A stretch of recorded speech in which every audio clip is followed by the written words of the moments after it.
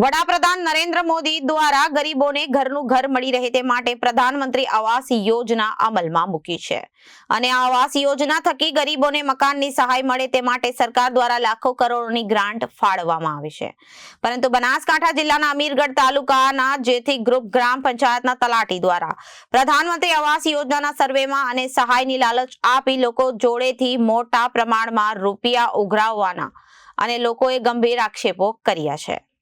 જેથી ગ્રુપમાં ગ્રામ પંચાયતના નવા ગામોનો સમાવેશ કરવામાં આવે છે, જેમાંથી ઉમરકોટ, રાણપુરિયા, મહાદેવિયા, ગોદડપુરા, વેકરિયા, શેખલા, બાટાવાડા અને રાજપુરિયાનો સમાવેશ કરવામાં આવે છે। ત્યારે આ નવા ગામમાં પ્રધાનમંત્રી આવાસ યોજનાનું સર્વે કરવામાં આવ્યું હતું, જ્યાંથી ગામમાંથી 19 લોકોએ જોડેથી ગ્રામ પંચાયતના તલાટી અને તેમના મળતિયાઓ દ્વારા 5,000 થી લઈને 20,000 સુધીની ઉઘરાણી કરવામાં આવી હતી। જોકે આખરે આ સમગ્ર બાબત ગામના જાગૃતને ખબર પડતા ગામના જાગૃત નાગરિકે બનાસકાંઠા જિલ્લાના વિકાસ અધિકારી, કલેક્ટર સહિતને લેખિત રજૂઆત કરવામાં આવી। તલાટીની બદલી કરી તંત્રને સંતોષ માન્યો છે, પરંતુ જે લોકોએ પ્રધાનમંત્રી આવાસના સર્વેમાં તલાટીને આપવામાં આવેલ નાણાં હજુ સુધી પાછા મળ્યા નથી, તે આવાસ યોજનાનો લાભ પણ મળ્યો નથી અને અનેક લોકો હજુ સુધી રૂપિયા પાછા લેવા માટે વલખા મારી રહ્યા છે।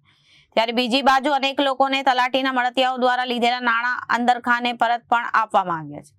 અનેક લોકો હજુ સુધી નાણાં પરત લેવા માટે વલખા પણ મારી રહ્યા છે। તલાટી સહિતના તેમના મળતિયાઓ દ્વારા ગરીબ અને મધ્યમ વર્ગીય લોકોથી જોડેથી સર્વેના નામે આ સહાયના નામો લાખો રૂપિયાની આ 9 ગામમાંથી ઉઘરાણી કરવામાં આવી છે, એવા ગંભીર આક્ષેપ આ ગામના લોકોએ કર્યા છે। જો કે આ બાબતની લેખિત રજૂઆત જિલ્લા વિકાસ અધિકારી અને કલેક્ટરને રજૂઆત કરવામાં આવી છે।